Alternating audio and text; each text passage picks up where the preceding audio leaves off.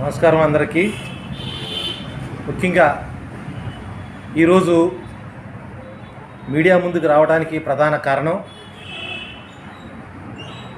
అధికారంలోకి వచ్చినటువంటి కూటమి ప్రభుత్వం ప్రజా సమస్యల్ని గాలికి వదిలేసి రైతు సమస్యల్ని పక్కన పెట్టి ఇవాళ అవనగడ్డ నియోజకవర్గంలో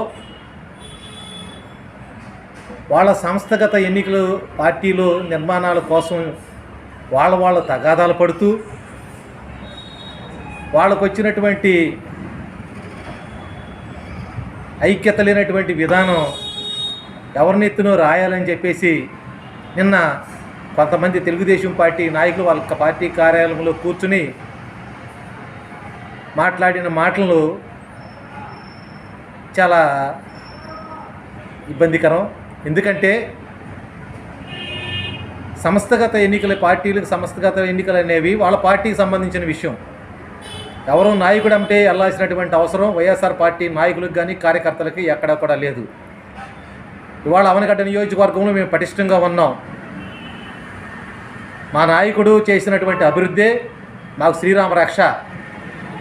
ఇవాళ మీ పార్టీలో అంతర్గత ప్రజాస్వామ్యం లోపించి కేవలం ఒక మండల పార్టీ అధ్యక్షుడి ఎన్నిక కోసం ఏ రకంగా తాయిలాలు మీ పార్టీ వాళ్ళకి చెల్లించుకున్నారో అవనగడ్డ ప్రజలందరూ కూడా చర్చించుకుంటున్నారు.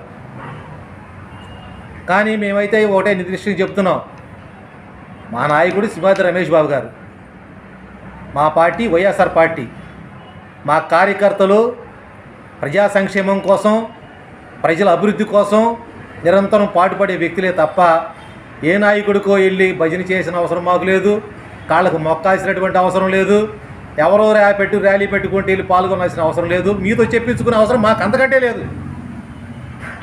ఎందుకు చెప్తున్నామంటే ముందు మీ పార్టీలో అంతర్గత ప్రజాస్వామ్యాన్ని మీరు కాపాడుకోండి.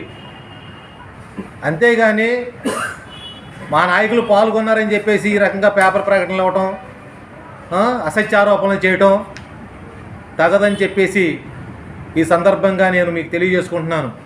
మీకు చేతనైతే మీ చంద్రబాబు నాయుడు గారు ఎన్నికల సమయంలో ఇచ్చినట్టు వాగ్దానాలు నెరవేర్చమని చెప్పండి. ఇవాళ ఆరుగాలం పండించినటువంటి పంటకు గిట్టుబాటు ధర లేక రైతులు అలోలక్షణమంట రోడ్ల మీద పడి ఉంటున్నారు. వాళ్ళకి న్యాయం చేయండి. అంతేగాని మీ సంస్థగత ఎన్నికల్లో భాగంగా మీకు వచ్చినటువంటి విషయాల్ని తీసుకొచ్చి మా వైసీపీ నాయకులు పాల్గొన్నారు, అక్కడంట